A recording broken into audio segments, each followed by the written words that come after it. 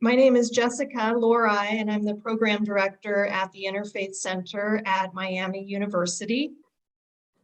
And our mission at the Interfaith Center is to invite people from diverse spiritual, secular, and religious traditions to participate in one another's practices in order to cultivate appreciative understanding and friendship. We seek to unify people around common moral, social, and ethical concerns in order to build a more just and equitable society. So this week is the United Nations World Interfaith Harmony Week, which was a week that was created back in 2010 by the UN. And the kind of the objective of it is that different interfaith organizations from all around the world can highlight the work that they're doing. And it's hoped that with this initiative, we will provide a focal point from which all people of goodwill can recognize that our common values that we hold far outweigh the differences that we have, and thus provide a strong dosage of peace and harmony in our communities. So this evening, like I said, we're going to talk about nonviolence and nonviolence as a lifestyle. And our first guest is going to be Barbara Harrison, who serves as the Director of External Affairs, Strategic Partnerships and Programs at the Martin Luther King Jr. Center for Nonviolent Social Change. Her social responsibilities include enhancing external relations, developing corporate relationships, and strategic program initiatives for the King Center. Barbara's leadership and support has been instrumental in, pardon me, if everyone could mute their microphones, please. So Barbara's work her leadership and support has been instrumental in furthering the facilitation of educating people across the nation and worldwide about Dr. King's philosophy of nonviolence and reconciliation. We also have from the King Center, Calisha Graves, who serves as the Chief Research, Education, and Programs Officer at the Martin Luther King Jr. Center for Nonviolent Social Change in Atlanta, Georgia. She holds a PhD in educational leadership with a concentration in higher education. And as an educational philosophy, Dr. Graves believes in unconventional learning journeys that lead to deeply valuable outcomes. She's an interdisciplinary scholar whose research interests and teaching competencies reside in the nexus of education and the global Africana experience. So let's begin with Barbara, and you can lead us off, Barbara. Thank you for being here. Okay. Like Jessica said, my name is Barbara Harrison, and I'm the Senior Director of External Affairs and Strategic Partnerships at the King Center. And I just want to thank you for inviting us to be a part of this very meaningful gathering as we celebrate the World Interfaith Harmony Week. I started at the King Center over 30 years ago, and I had the great pleasure and the honor of working directly with Mrs. Coretta Scott King, as well as Dr. Christine King Ferris, who is Dr. King's oldest living sibling. She's 94 years old. At the core of the World Interfaith Harmony Week, as I did a little research and start to look, is love.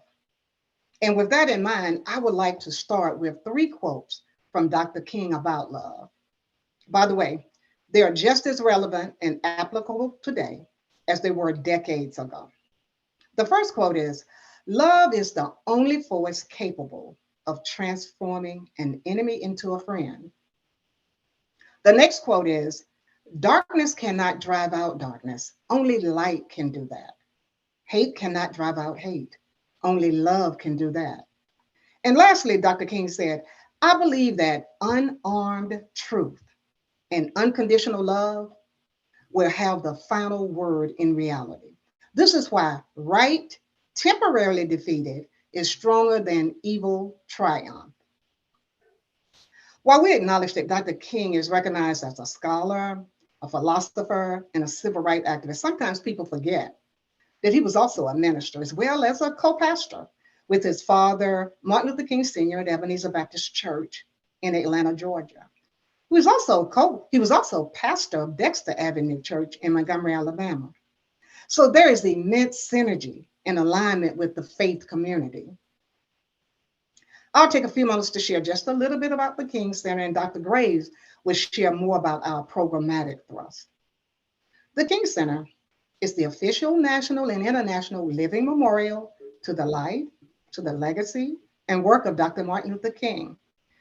And we were established in 1968 by Mrs. Coretta Scott King as the Martin Luther King Jr. for Nonviolent Social Change, Inc., referred to as the King Center.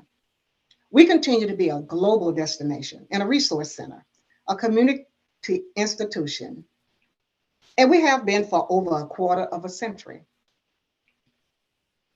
We were created to serve three basic purposes.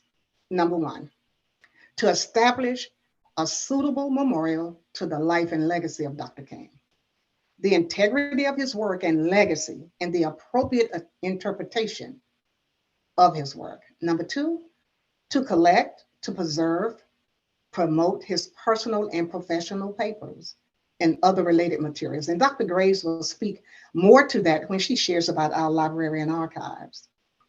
And number three, to educate future generations about his teachings and commitment to nonviolence, to overcome and defeat global evils. Dr. King referred to these evils as the triple evils, and they were called poverty. Sometimes that's referred to as extreme materialism. Number two, racism, and number three, war or militarism. The King Center is dedicated to ensuring that the King legacy not only remains relevant and viable, but that we are effectively leveraged for positive social impact. Therefore, our programs are designed to help participants develop a posture of nonviolence in their thinking, their speaking, and their actions. So our positioning statement is, we do this through research, through education, through training, advocacy, and activism, which leads us to our vision statement. We envision the beloved community where injustice ceases and love prevails. So the beloved community is where all people are valued, they are respected, and they are treated with dignity. Our mission is to empower people to create a just, humane, equitable, and peaceful world by applying Dr. King's nonviolent philosophy and methodology. We refer to this as Nonviolence 365. While currently we are experiencing an increase in hate speech that causes discord, and we're seeing more and more hateful actions and violence that fosters distrust and fear among people, I believe the nearly 1 million people that make the pilgrimage to the Martin Luther King National Historic Site, of course, this was pre-pandemic, they do so to learn and to be inspired. In the midst of all the chaos, they choose to connect with others, and they choose to find spaces and places that are activating positive nonviolent social change. And they want to celebrate the achievements of humanity and find ways to replicate that success. The beloved community is about building bridges. It's about courageously facing truth of the past so we can have real forgiveness and reconciliation. We must continue to create a culture of peace and nonviolence so there can be worldwide interfaith harmony. The King Center stands with all who believe that for us to have a mutual understanding, for us to have harmony and cooperation, there must be an ongoing civil dialogue as we are willing to hear in addition to being heard. And it's imperative that it happens among different faiths and religions. So we invite others to join us as we stand for peace, for justice, for harmony, equity, to help build a humane world. So now you'll hear from Dr. Calisha Graves. Thank you so much, Ms. Barbara, for setting up that narrative for the work that we do. Good evening, or rather, let me say good day, everyone. Although it's evening on the East Coast, I realize that we may be joining in from all over the world, and so I'll suffice it to say good day. My name is Calisha Graves, and I am the Chief Research, Education, and Programs Officer at the Martin Luther King Jr. Center for Nonviolent Social Change, where my where my task is to usher our research, education, and training programs. And so it is my mandate now to share with you how the King Center concretizes our mission. Our vision is a world where injustice ceases and love prevails, right? But essentially, the task is, how do we concretize that vision into meaningful programs that impact humanity? And so I'm going to share my screen here.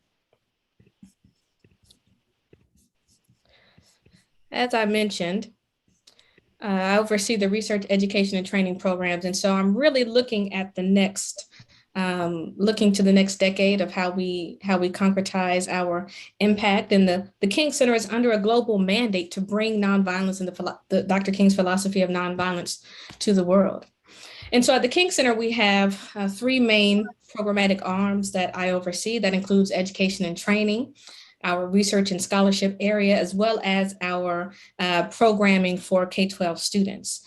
Under education and training, we have what's called our Nonviolence 365 education and training program. And we use the term Nonviolence 365 precisely to indicate that nonviolence is a lifestyle, that it's not something you jump in and jump out of, but in fact, it is something that one does on a daily basis, that it is a way of living, it's a way of life. And so with our Nonviolence 365 education and training program, we provide training to groups and corporations and organizations around the world. And so we've been fortunate enough to be able to carry Dr. King's message to the globe in a very dynamic way. We also have our new e-learning platform that we just launched, entitled Nonviolence 365 Online. And I'll share with you all a quick trailer of that in just a moment so that you can understand what Nonviolence 365 was. And the purpose of that really is to scale the impact of nonviolence.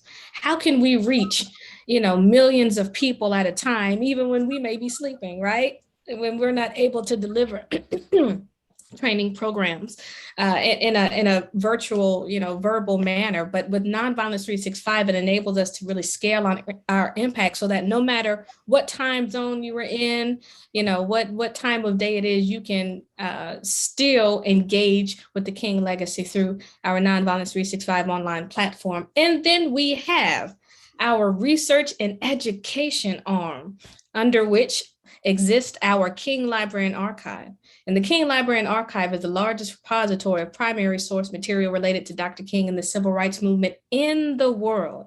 And so our one-of-a-kind repository really enables scholars to delve deeply into the King legacy. And one of our missions and goals with the archives is to enhance historic literacy around Dr. King and the civil rights movement, right? Mrs. Coretta Scott King was intent on accuracy and getting the facts right. And so our King Library and Archive, through our global reach to people all over the world and our reach even to different industries, education, entertainment, et cetera, we are helping to contribute to enhancing historical literacy around Dr. King and Mrs. King, in fact. And so then we have our K-12 education programming proper. We have our beloved Community Leadership Academy, which is our tech-enabled academy, which really helps this generation of students to think about, how can I not just be a consumer, but how can I be a contributor to the market? And how do I do that through the prism of nonviolence? What does it mean to create nonviolent video games? What does it mean to create nonviolent music and other initiatives that are articulated through the prism of nonviolence? And so we're certainly empowering, we believe, and we maintain the next generation of nonviolent leaders.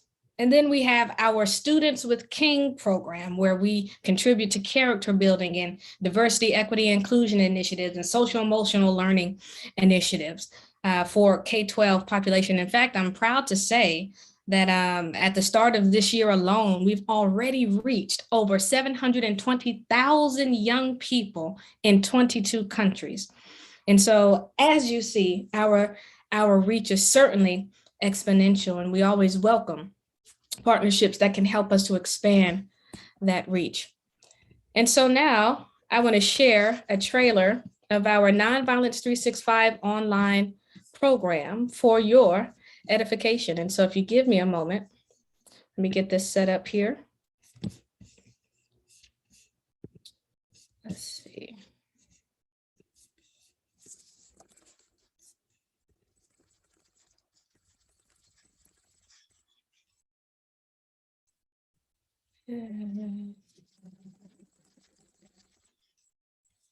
Here we are.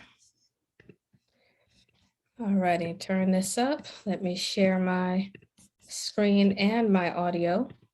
Share audio, share screen, and we are in business.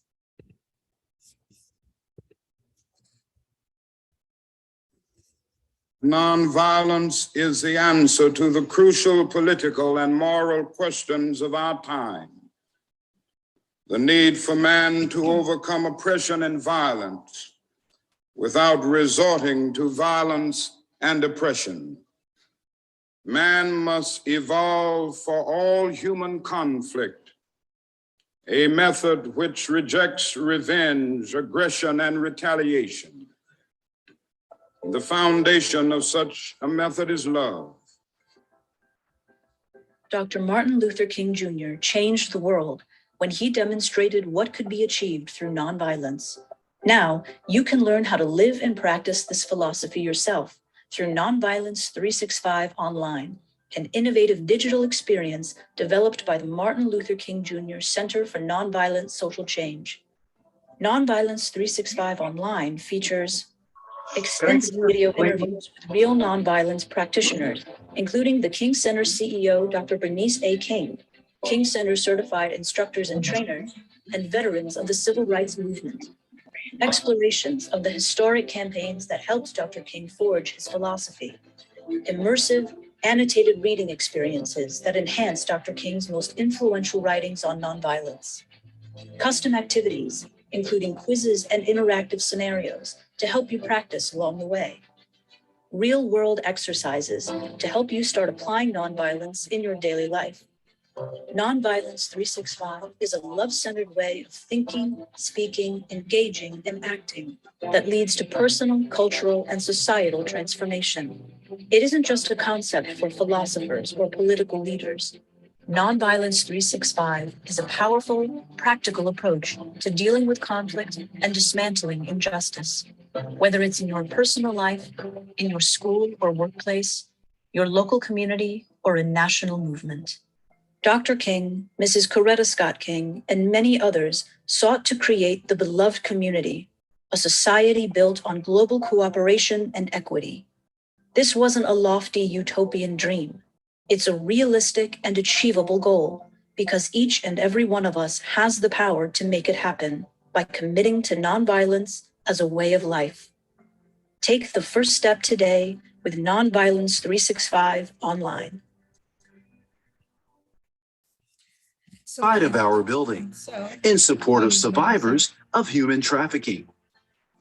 We created our new Rethink Podcast in partnership with the Major League Baseball Players Association to give a voice to the next generation of emerging leaders, to discuss topics ranging from personal finances, health and wellness, and other ways to contribute to creating the beloved community.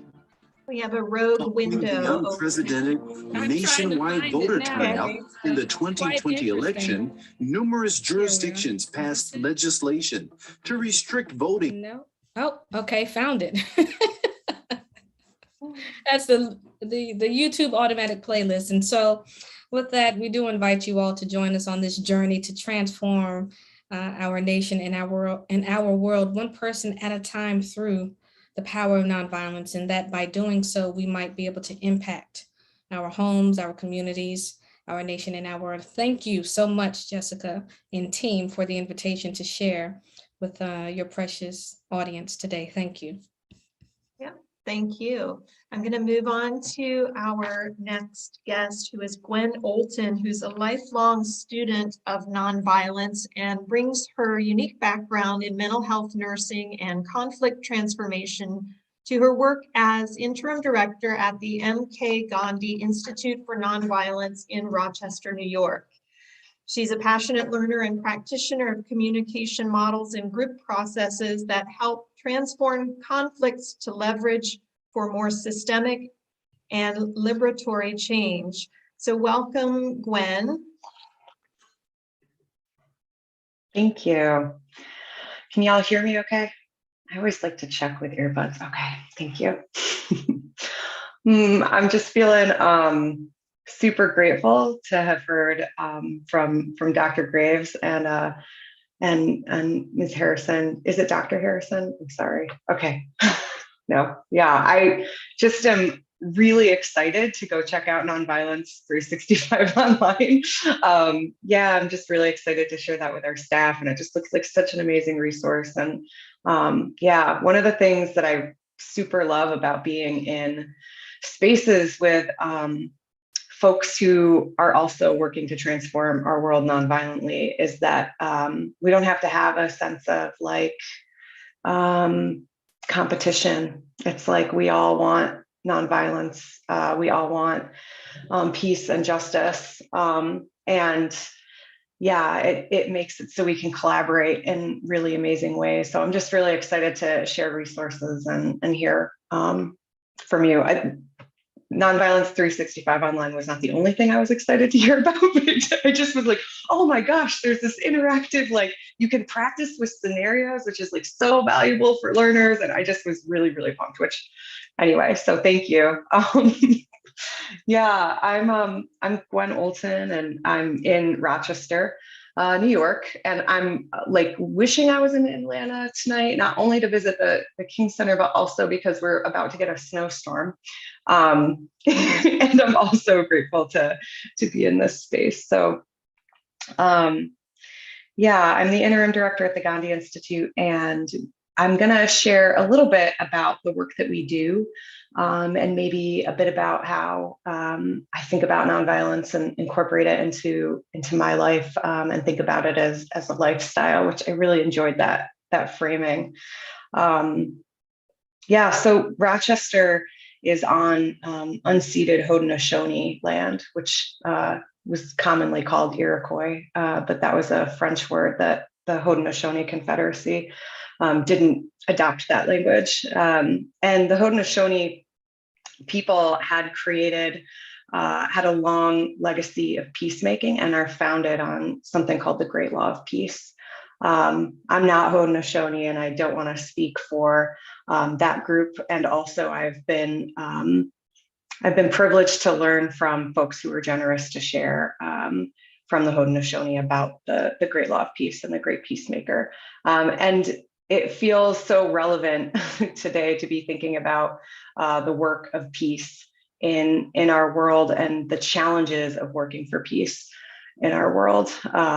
When things can feel super divisive, remembering some of these lessons from our elders in communities that I've been a part of, elders in other communities, our global elders, and the wisdom that they have to share around peacemaking and nonviolence. And I was listening this morning to, I'm listening to the autobiography of Dr. King, which is really fun if you haven't checked it out, because you get to hear all kinds of his recorded speeches. And also, if you grew up watching Reading Rainbow like me, you can also hear some of LeVar Burton reading Dr. King's words, and that's really magnificent. And I was listening this morning, I'm early in the book, he was talking about the first time that he was arrested unjustly for action, and talked about the aloneness that he felt and how that started to, kind of, he was losing hope a little bit. He was feeling alone. Things were really breaking down, and some of the actions were not working well. And then he was leaving the jail and saw how many people were there with him together. And then he got to his home and saw how many of his congregants were waiting at his home, worried about him. And I think about how powerful it is to have togetherness and collaboration on this journey, because nonviolence is hard. It really calls on us to transform enemies into community. And, I think about beloved community as including everyone, and that can be really, really hard in practice when we think about it. So I'm just going to share a couple slides to talk about the Institute, and yeah, I'll welcome any reflections or questions too if stuff comes up in the chat or elsewhere. So there we go. Okay, I'll make this big in just a second. So we are in a neighborhood called the Plex neighborhood in Rochester. It's the Plymouth Exchange neighborhood, and this is what we call the Gandhi House. We have close to an acre of land on this property. It's divided up in some weird ways because of old zoning rules and things, but we have a giant garden and fruiting trees, and you can kind of see a greenhouse there. I'll show some more pictures. This was the house in 2011 before we moved here. The Gandhi Institute was originally founded by Arun Gandhi, who is MK Gandhi's fifth grandson. And he founded it in Memphis 30 years ago. This is our 30th anniversary, but he moved up to Rochester in the 2000s and established the Institute up here. The house was transformed through the help of neighbors. We had a lot of people who were willing to chip in and turn the house into a beautiful space. And so we have we call them our 4 pillars. There are 4 areas of focus for the work of the Institute, and those are nonviolence education, restorative practices and restorative justice, sustainability, and anti-racism or racial justice work.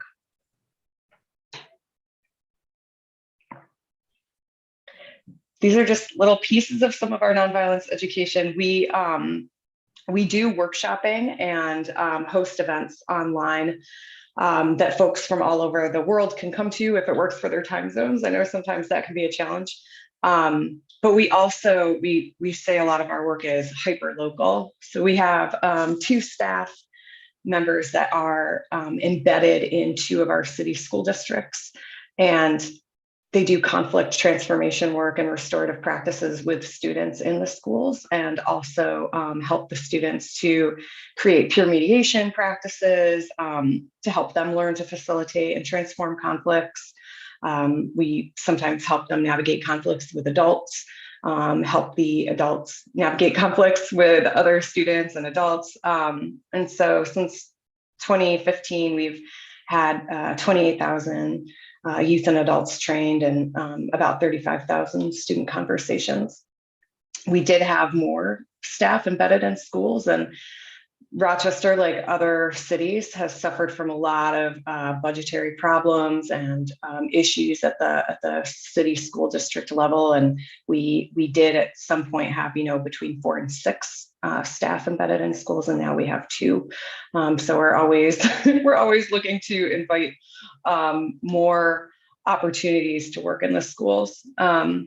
Right now, we're in the season for nonviolence, which is January 30th to April 4th, and marks the anniversaries of the deaths of Dr. King and MK Gandhi. And so we have this collaboration with folks who are incarcerated in Attica and Groveland prisons, and also this year at Collins facility. In the past, before the pandemic, we would go into the facilities and have dialogues with folks inside, and Arun Gandhi and one of our staff members who's formerly incarcerated and start to develop networks of support. And we have a daily practice that we do throughout the season for nonviolence. We have different prompts. And so during the pandemic, what we've been doing instead is sending the daily practices reflection journals along with a nonviolence pledge, and then recording messages from our staff, dialogues between our staff, dialogues between Arun Gandhi and others, and sending them in on DVD, and then receiving letters back from people who are incarcerated, and then trying to answer questions through DVDs that way. So not ideal. And also we're grateful that we have technology that we can at least still participate in the season for nonviolence with folks on the inside. We also are the sponsor for a site called nonviolencenews.org. And this is a newsletter that you can sign up for and get a bunch of stories of nonviolence taking place all over the globe. It's edited and curated by Rivera's son, who's an activist in New Mexico, who also works for another nonviolence organization called Pache Bene, and writes young adult novels on nonviolence. So encourage you to check out Rivera's son. Her stuff is pretty cool. And also, yeah, if you haven't already, would love to have more people sign up for this newsletter. We're always looking to increase the readership and spread, the tons and tons of creative strategies that exist for nonviolence. So it's a great opportunity to do that. Just going to skim through. These are some billboards that we had up during the pandemic and during some other times to help folks think about messages. So we have a big community garden. We've been working with folks to increase our community garden beds, have our neighbors participate in the garden. We deliver food from our garden, extra food, especially to some older folks on our street who struggle to get out and are looking for more and more ways to increase our output as well. So we're updating our garden. So I'm gonna stop my share. So I can, to sign up for the newsletter, you can just go to nonviolencenews.org and there's a little link to sign up. So I think the things that I really love about working at the Institute and that have meshed well for me as someone that has been working to study nonviolence since I was about 14 or 15 actively. Doesn't mean that I've been good at it for all that time and have so much more to learn every day, all the time. But I never thought I would get to work in a place that actively tries to work for a nonviolent future. And so I feel super grateful to be in this space now. And we really try to be an embodiment of these principles in different ways. You know, we try to be really act locally and think locally while also having a vision of the world that really works for all. We do a lot of work with helping to facilitate conflicts in our community and in activist groups and community groups that are struggling with conflict or collaboration in some way. And we try to create workshopping that is meaningful. We've unfortunately had a lot of gun violence in Rochester this past year. We're hosting de-escalation workshops, helping folks to really practice strategies of de-escalating when we're really in a heightened, nervous system state. We're doing book groups on nonviolence in general. We love doing book groups, so always invite you to join us for any of those. We'd love to see more folks in those spaces. So I'm gonna stop because I've just been talking and I don't actually know where my time frame is, Jessica. So I'll just want to say thank you, all of you, for being here and for being with us in this vision of a nonviolent future. Yeah, thank you, Gwen. Thank you. And there is no rule. You can talk about whatever you'd like and however much you want. We have one more speaker, so I am going to tell you a little bit more about Jonathan Globe Lewis. He is a social cohesion practitioner and trainer with 20 years of experience in the field of conflict resolution and reconciliation.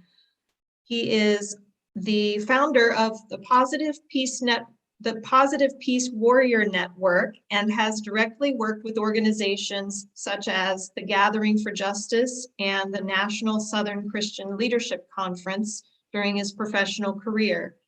Jonathan focuses on educating individuals and organizations in the fundamental tenets of cultural equity to effectively promote social cohesion principles and mitigate racism in their own lives and communities.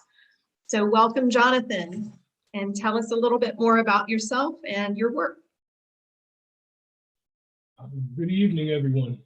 If it's possible, could we please take a moment of silence to remember all those who have given to us to have this moment that we know of, and the many others that we'll never know of, who sacrificed for us to enjoy an opportunity to build that beloved community.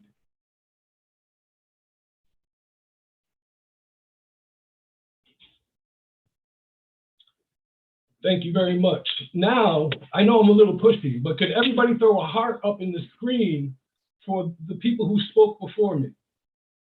I really appreciate the message that you all brought. Come on now, I only see 2. All right, here the hearts come. All right, thank you. I thank you very much for the leadership that you give to build the beloved community. And I'm reminded of some of the lessons that I've learned through studying about the movement, that women have always been at the helm. And a gentleman by the name of Dr. King never could have been a Dr. King without a Coretta Scott King. So thank you very much for your leadership. And I appreciate your contributions currently that we do know of and the ones we'll never know of. So thank you. My name is Jonathan Lewis, but my friends call me Globe, Globe. It's a nickname, and it kind of like it's become an acronym, but I'll get to the acronym later on if that's okay with y'all. I'm really, really happy to be here with y'all because one, I have some seriously fond memories of the Gandhi Institute when Kit Miller was the executive director there. I had done some work with y'all, and it was an honor to do that. And as a child, going to the King Center has had a direct impact on my continuing this type of work. But more directly, I'm going to mention a couple gentlemen's names who are also, I think, responsible for a lot of us continuing this type of work. And that is a gentleman by the name of Dr. Bernard Lafayette Jr., retired Captain Charles Alphen, and another gentleman by the name of David Jensen. Those 3 gentlemen are kind of also important to this idea of creating that leadership moving forward. I was fortunate enough to meet Dr. Bernard Lafayette Jr. as a college student. I had always wanted to work with King, obviously born in the wrong time period, but when Dr. Lafayette showed up on campus, I gravitated towards it to learn the secrets, if you will. Not the romanticized stuff about the work, but the real work. The importance of, if you want to make change outside, it has to first start inside. Folks think about nonviolence as a passive thing because you don't strike back, but internally you are fighting back some of the worst within you to bring forth the best in you and to give space for others. I learned, I was fortunate enough to work with Dr. Lafayette and Charles Alphen, traveling the country and the world, institutionalizing this type of information. And through that, was able to work with Harry Belafonte, a gentleman who was also important to Dr. King's leadership. And learning the philosophy and strategy of nonviolence changed my life, and y'all should be grateful that I found a way to focus my energy.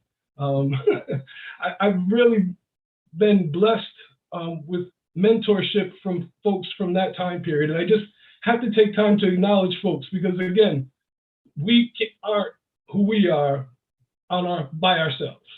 Like, people made contributions to that. And currently, I've been continuing that type of work, but more on a local basis here in the state of Rhode Island, the smallest state in the United States. We used to have the largest name in this country. It was the state of Rhode Island and Providence Plantations.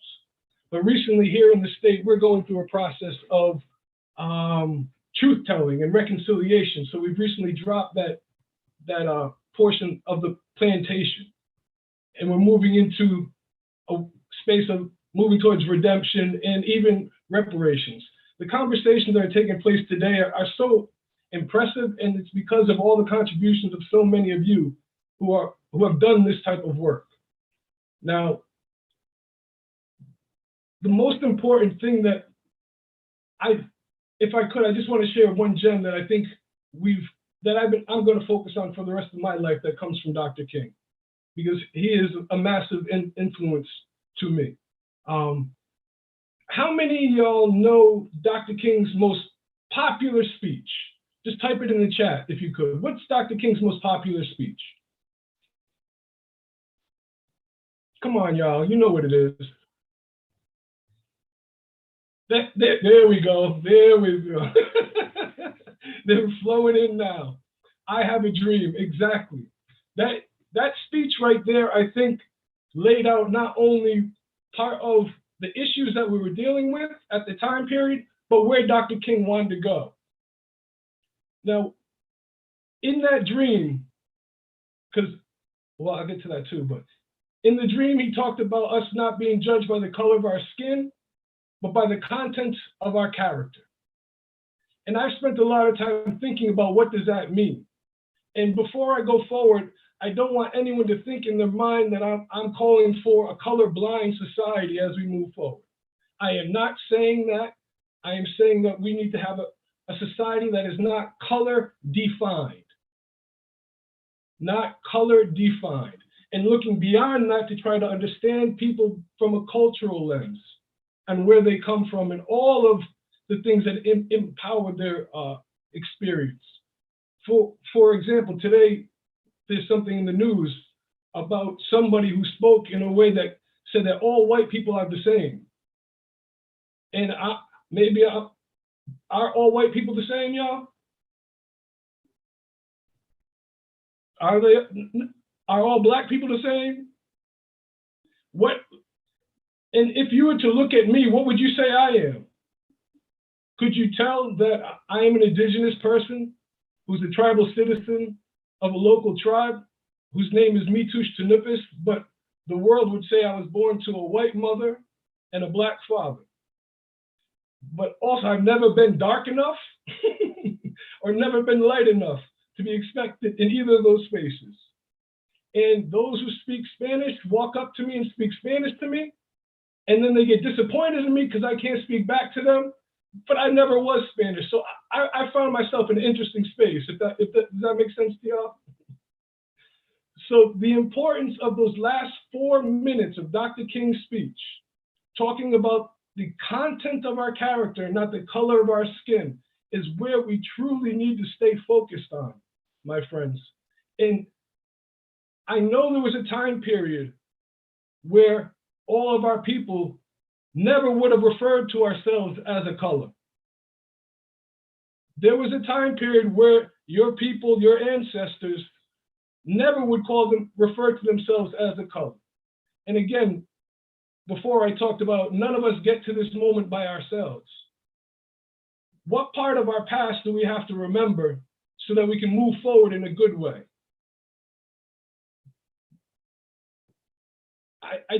I really think it's so important for us, like this, the last thing, the title of this particular segment is Nonviolence as a Way of Life.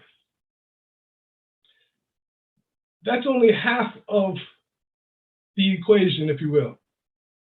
Dr. King laid out 6 steps and 6 principles for us. And that very first principle, I know the King Center knows it very well, and everybody else on here knows it too, I'm sure. But there's a piece to that that if we could bring it into the statement, is where change can take place. Nonviolence is a way of life for courageous people.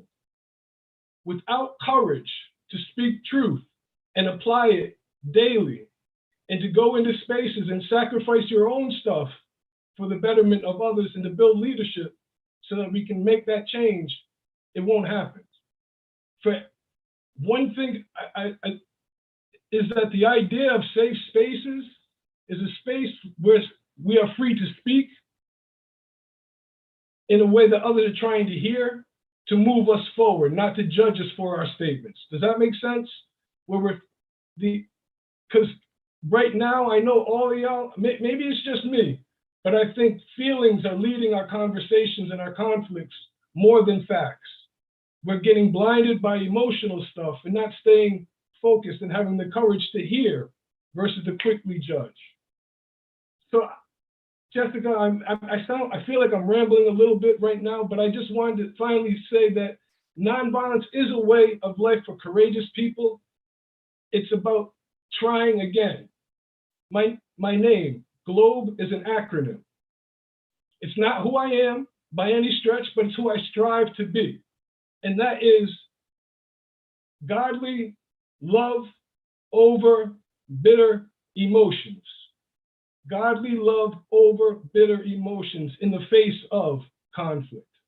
That's the best any of us any of us can do is to put out that intention to try to address it in an intelligent way that brings forth opportunities for reconciliation versus more destruction, pain, and sorrow. So thank you, Jessica, for giving me that little bit of time. Thank you, ladies, for the leadership and the other names that I also mentioned for helping me become a leader. Thank you. Thank you, Globe. Thank you all to all of our speakers. And I would like to open the program up for questions. And if anyone would like to ask a question in person, feel free to raise your hand. And we'll take your live questions. And also, while we're waiting for questions to come in, there are some resources in the chat. Nonviolencenews.org is where you can sign up for the newsletter that Gwen had mentioned. And I saw in here as well, let me find it again. thekingcenter.org is where you can find out more information, and the info about Nonviolence 365 is thekingcenterinstitute.org. So those resources are in the chat for those who are on our call. And then Globe has just given us another website. It's provcei.org. And what does that stand for, Globe? Current organization that I'm with, the Province Cultural Equity Initiative. I'm the director of the Institute for Social Cohesion, and a couple other things, but most proudly coordinator of training for SPLC. Wonderful. Thank you. Thank you for sharing those resources. It's part of the program, and if any of our speakers would like to address this question is, what do you think, and this was kind of the idea that I had in mind, is living a nonviolent life. It is something that takes courage. And what do you think are the biggest obstacles to staying committed to being nonviolent, not just in action, but in thought and in words?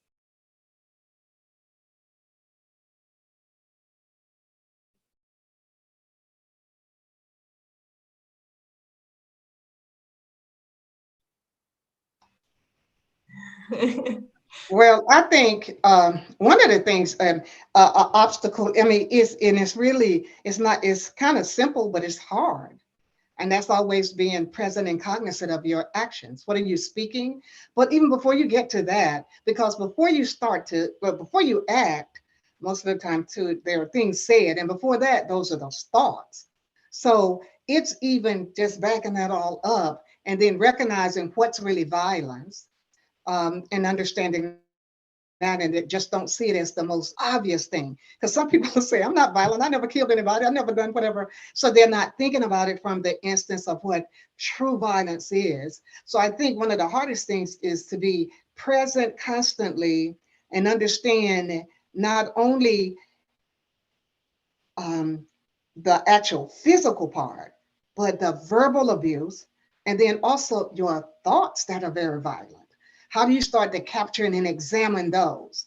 So I think those are the kinds of things. They aren't deep things, but they are difficult, especially if you aren't present and thinking about it that way, or if you're defining it and it's always somebody else and never me. I can always see all the things, the ways that you're violent, but I never really apply that to myself. Then I think it's those kinds of things. But it's doing those basic, simple things. And with us, it's part of our thing. It starts with me. And if every time you have that thought or think about something or want to retaliate or strike out, and you put that and say it starts with me, so I can determine how I see this, how I respond to it, then I think those are the kinds of things. Thank you. And I agree. I think that, in one way, you said it's not the deepest thing, but in another way, it's the very deepest thing of being very self-aware and having an awareness of the feelings that come right before the urge to act in some violent way, or even something that precedes a thought. And that brings me to think of where I first heard of nonviolence is through the practice of yoga. And it's a huge part of that path as well. And so, the self-observation has to come into play to be able to notice what you're doing before you act on it. So thank you for sharing that. Anybody else want to maybe talk about any techniques you use to try to keep yourself on the nonviolent path?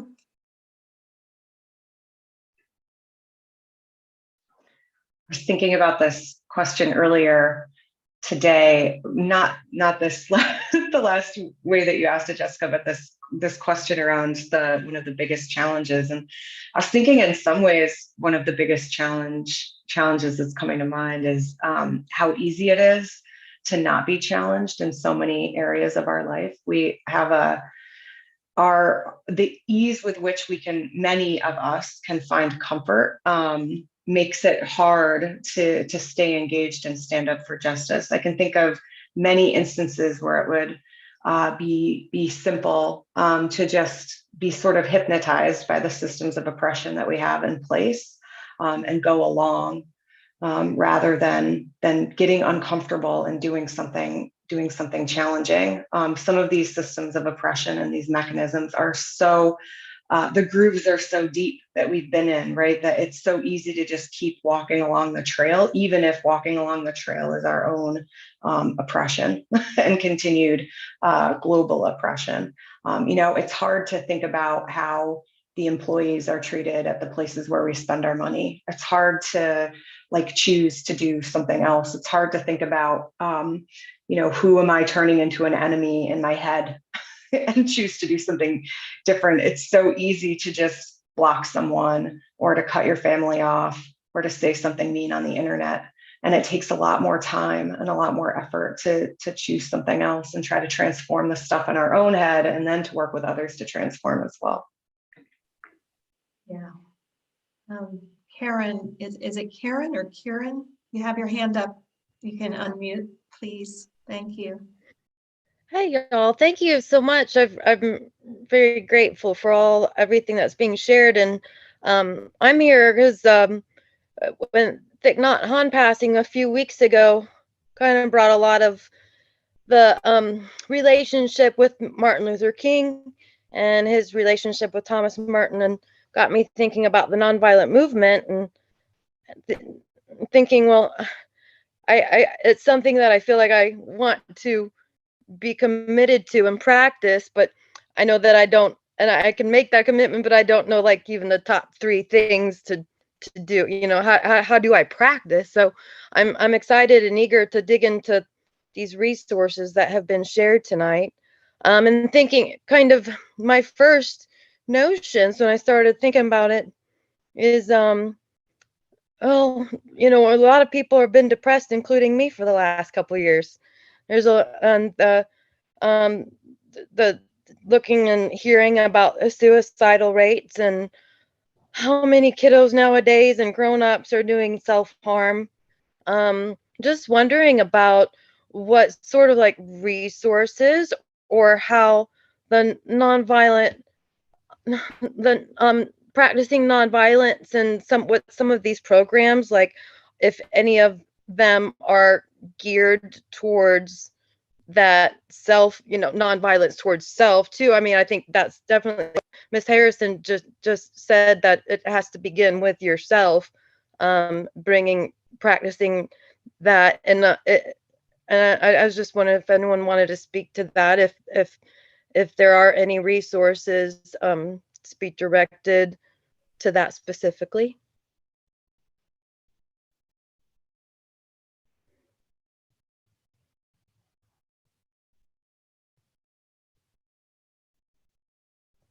It would depend on the situation.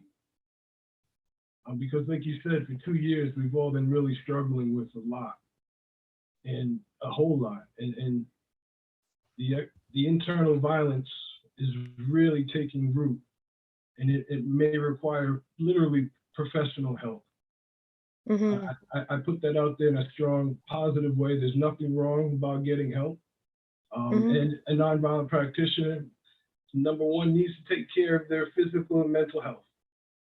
So how those resources are out there. So I would push to a professional first, and to find a group that shares this type of stuff. I think the King Center shared some book clubs or some other opportunities.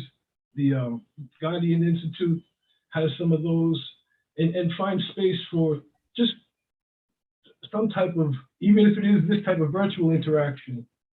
We've really missed out on fellowship over these last couple of years, and even moving forward, we're all scared. Don't let someone cough too hard or sneeze. We're all going to be suffering from a lot. But I really want to put out there mental health as a serious option for us to seek out professional help. And I say that as a proud son of a mother who does that type of work. And I'm so happy she does. She's helped me many times. And I know that's what moms do anyhow, but mine was actually professionally trained.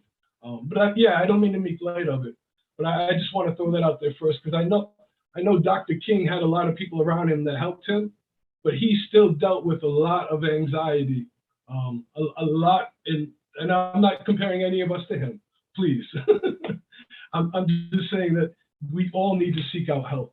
And I just want to put that out there first. And if somebody else wants to share something else, please do. But I thought it was important to bring us to share that. Gwen had mentioned something in the chat that if you would, Gwen, share with us what grief hygiene is. Yeah, we talk a lot about grief practices at the Gandhi Institute, and we're not the only ones, right? It's just this way of thinking about, in order to accept and move towards a vision of a world that is nonviolent and truly works for all.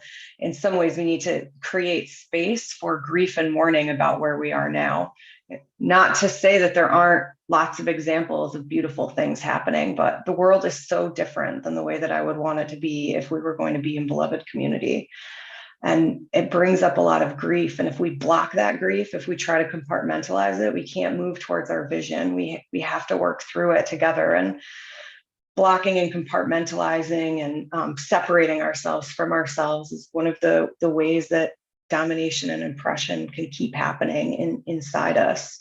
And reclaiming these grief practices that cultures long, many of us have grief practices in our cultures going way back, right? Reclaiming some of those and sitting with those emotions and working through them can help us to move towards the vision that we want to have.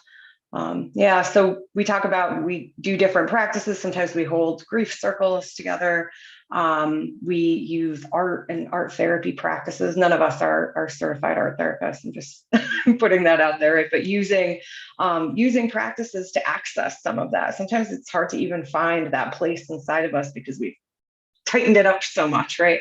So those are some of the things. We're also, we've done some partnerships with mental health associations here, and I know some other places have too, and definitely want to echo what Globe said about like seeking help and also seeking a diversity of help. There's all kinds of different supports.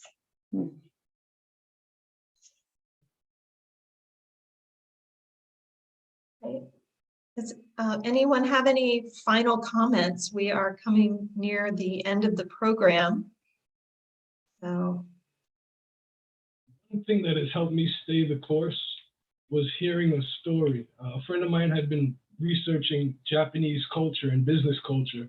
And in there was he had found something about that sometimes they have 500-year business plans. And he couldn't believe it.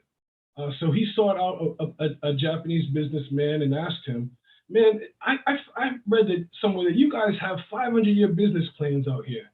The Japanese businessman laughed at him. He said, no, I've never heard of a business plan longer than 300 years.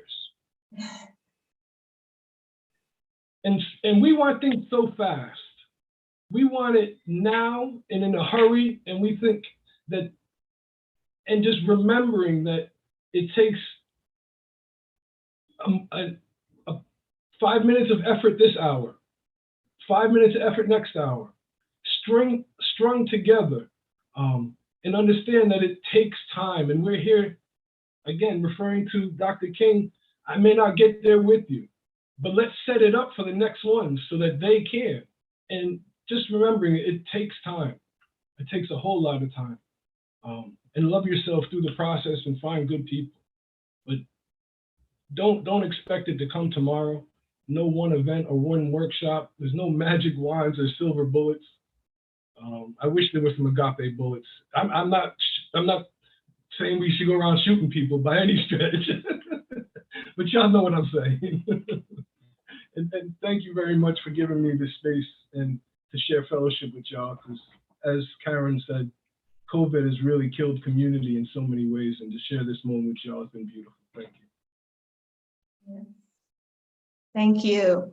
Thank you all again for your participation, to all of our speakers. And in closing, I would just like to mention that any work that you do on this path is permanent. It can't be undone. So keep that in mind too, that no effort is wasted. And everyone have a wonderful evening. And thank you so much. Thank you. Thank you, Jessica. Appreciate y'all. Okay. Hope everybody have a great evening. Good evening. Bye-bye. You too. Bye-bye. Bye.